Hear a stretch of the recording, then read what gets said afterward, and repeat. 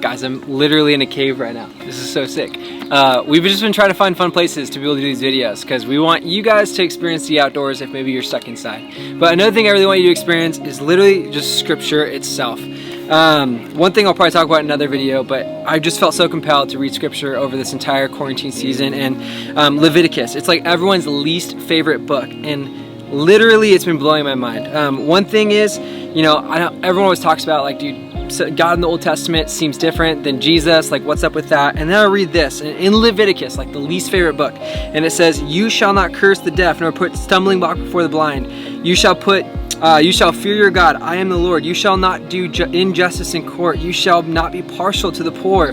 Do great, but in righteousness shall you judge your neighbor." And it goes like through justice and kindness and honesty and gentleness and truth, love and forgiveness. And I'm like, dude, this is in Leviticus, the Old Testament. So literally I've been reading scripture and I'm like falling in love with it again. I'm realizing that this is truly one unified story that finds its culmination in Jesus. It's written by God. It's so good. But one thing I really wanted to emphasize is going back just one more book, Exodus. And again, one that people are like, okay, dude, I'm over it. But, and this is so weird, the priestly garments. So Exodus 28, and I'm going to start in verse, 12. "And you shall set 2 stones on the shoulder pieces of the ephod," which is what the priest would wear. So it's like a little garment.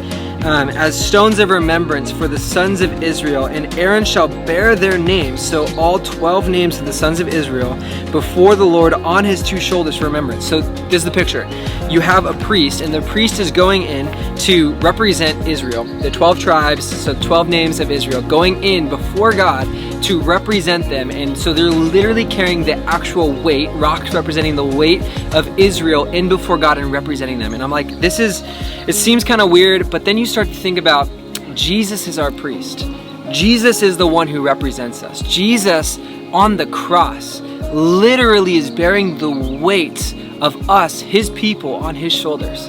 So anything that we've gone through, anything that we've done, anything we've experienced, Jesus is carrying that weight as he goes before us to God to represent us. And this is beautiful imagery where he represents us before God. And so whatever you've gone through, Exodus is showing me that the priest, Jesus, whatever you've gone through, he carries that weight, he brings it into God, and he represents us. And we can look at the life of Jesus. We can see that scripture points to this whole picture of who Jesus is. We can look at him, the very character of God in Jesus, and realize he represents us. I'm so glad that I don't have to represent myself because I fall short so often. And yet Jesus, who's perfect, lived this sinless life, literally didn't just live a sinless life, but then represented us with righteousness, did everything perfect and good, taught us how to follow, lived this incredible life. He is the one that represents us. So when God looks at you, he sees you, but he sees Jesus as well.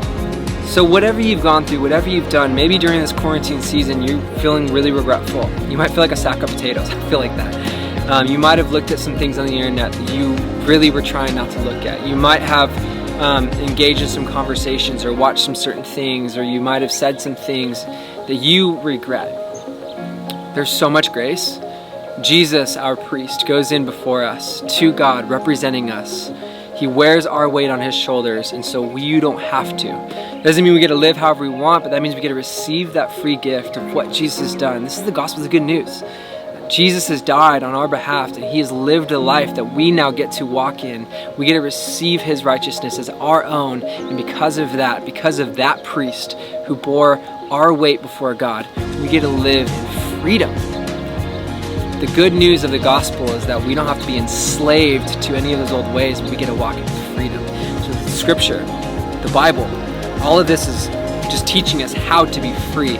You know, one thing I think about with the story of Exodus, God didn't give Israel like a document and say, hey, sign on the dotted line before you can enter into the promised land. He didn't tell them that they need to be perfect and sign the dotted line in order to get in.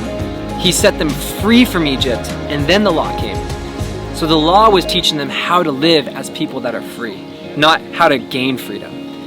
And I feel like sometimes we approach scripture that way, and I want you guys to just receive the Bible, scripture, as the gift of how we can actually live now as free people. He doesn't ask you to clean up your act before you come to him, But now that you've come to him, he's like, hey, I want you to continue to live in freedom. Here's how you don't find yourself back in slavery.